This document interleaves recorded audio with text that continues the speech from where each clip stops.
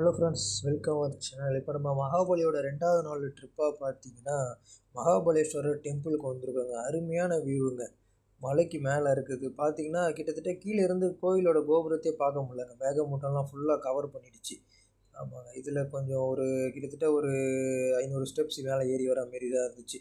மேலே வந்ததும் பார்த்தீங்கன்னா மகாபலேஸ்வரர் டெம்பிள் இருக்குது. இது பார்த்தீங்கன்னா டெம்பிளுக்கு அந்தாண்ட பார்த்தீங்கன்னா மலைங்க ஃபுல்லாக.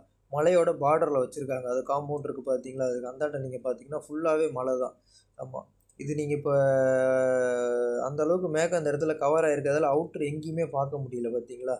அந்த அளவுக்கு செம்மையான வியூ. அப்புறம் பார்த்தீங்கன்னா என்னோடய தங்கச்சி ஒரு பொம்மை கேட்டுச்சுங்க.